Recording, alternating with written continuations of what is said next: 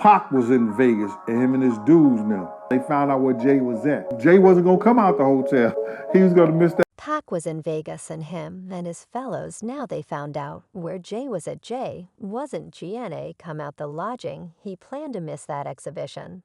Edge conversed with Pac, and he permitted Jay to do his show. Have you at any point go over serious competitions? In the realm of hip jump, one of the most prominent quarrels was between Jay-Z and Tupac, and it was spilled by Flavor One, a previous teammate of Tupac, who has as of late shared his point of view on the discussion about Jay-Z being viewed as the best rapper ever. He additionally shed light on Jay-Z's ions when it came to his collaborations with Tupac, assuming that Pac was alive. It would have been something else altogether.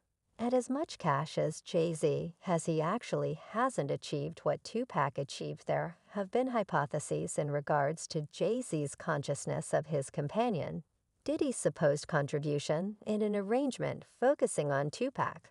Some propose that Jay-Z ceased from standing up possibly to kill his rivals in the hip bounce industry. That is presumably why Diddy rushed to close down any hint of that. We don't discuss things that are hogwash. We don't for even a moment engage garbage, my sibling. So we not in any event going to try and go there with all due regard, yet I value you as a writer. Presently, a few fans have brought up issues about the apparently strange number of people related with Jay and Diddy who have either vanished or died, while these two remain firmly associated. Anyway, the real essence of Jay's relationship with Tupac has frequently been a subject of interest and hypothesis. You got to figure we never met. For yourself and Tupac never met. That was to make sure it's nothing private. Him and Large went through their thing. And I was huge. Man Announcement Magazine's new statement that Jay-Z is the best rapper ever, unparalleled legends like Tupac and Big Deal, has started huge contradiction among hip jump devotees. Some individual rappers have joined the debate, attesting that Bulletin's rundown is one-sided. They contend that in spite of Jay-Z's evident ability, his music doesn't reverberate with crowds similarly as a portion of the other famous figures in the class. When Ice 3D Square was approached to remark on Announcement's decision, he said, definitely it will be. It's an unimportant show. You understand what I mean? It resembles, everyone got one. And they call smell there. It is the previous NWA star communicated his indifference with regards to list positioning the best rappers, stressing that he has his own rules for assessing ability. He remained resolute by board's viewpoint with regards to this issue, expressing that everybody is qualified for their own point of view. Block clarified that while he regards their view, he essentially doesn't agree with Announcement's rundown. Board ain't hip bounce, so they assessment don't make any difference, right? So who gives? And I mean, I concur with that. Everybody from West made it, with the exception of Too Short Lil Wayne, who got the 7th spot on Bulletin's rundown. Likewise said something regarding the discussion, strongly declaring that he merits the sought-after best position as the best rapper ever during a new meeting with Zayn and Lowe on Apple Music. The youthful cash tycoon examined his enthusiastically anticipated collection, the Carter 6, while talking about the venture and his joint effort with the late DMX on the Swiss Beats produced single Can't No One. Lil Wayne unhesitatingly expressed that he doesn't give a lot of consideration to rankings, since he solidly accepts that everybody realizes he is the genuine go-man. Who on earth is before me? Wayne addressed was the rundown, including all hip-hop like, when two I can manage that I will let you know that I am a motherfing one. Everyone whose names you named, they additionally realize I'm number one. Go ask him. They understand what it is, despite the fact that he was not content with his put on the rundown. He was the one in particular who appeared to be content with Jay-Z's main spot in the rundown. He said the best rapper ever is Sean Jay-Z Carter. He proclaimed on a November episode of Marcelus Ways More to It webcast, when you do this rapping thing, clearly like football, each game is different. You play hockey. I'm certain that they got something. They just have some familiarity with something that they most likely can't make sense of yet. Just they realize that thing in rap that we just know in rap. he has that he's the Tom Brady of that many fans took to Twitter to voice their perspectives, pushing for Tupac to hold the #1 spot on the rundown. A few fans went considerably further, blaming Jay-Z for possibly affecting Bulletin to get the top position. One of them tweeted board named Jay-Z as the best rapper ever is an extortion that ought to be blamed. Tupac is the best rapper ever. To this end, you shouldn't really accept that all that is written in history books. Jay-Z doesn't actually come near 50 penny in this rap business. This is ailment. Different fans voiced their wariness, recommending that Jay-Z could have paid Bulletin to get the main spot purposely as an Ike move to touch off a viral discussion. The discussion encompassing announcements rundown reignited reports about Jay-Z's supposed advantage from Tupac's demise. Many fans hypothesized that had Tupac and Big Deal not died rashly, Jay-Z probably won't have ascended to noticeable quality.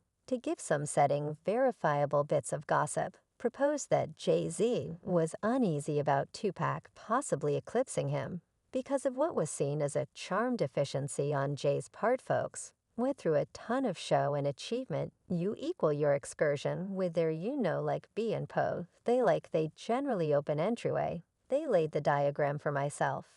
And they not here any longer for sure, notwithstanding Jay-Z's wonderful ability for wordplay and lyricism. Tupac had a special and indispensable it factor that put them aside their disparities in style and moxie.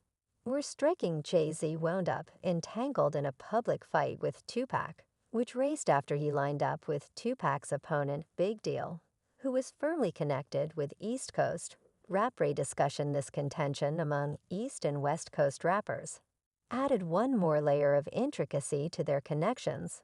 Each show that I did since they passed was the second in the show. Have everyone in the show set up lighters. The Jay-Z and Big Deal, both hailing from Bed-Stuy, New York, laid out a kinship in the mid-1990s. Their joint effort on Jay's cutting-edge track, Brooklyn's Best, in 1996, assumed a crucial part in starting a fight between Jay-Z and Tupac. Irv Gotti, who dealt with Jay's presentation collection, Sensible Uncertainty, later uncovered that he had endeavored to alert Jay about including Big Deal in the track, as pressures were at that point running intense in the midst of the East Coast versus West Coast rap fight. I will let you know you got to return to Brooklyn's balance. I was bound and determined against it. I was telling Jay, don't do it, don't make it happen.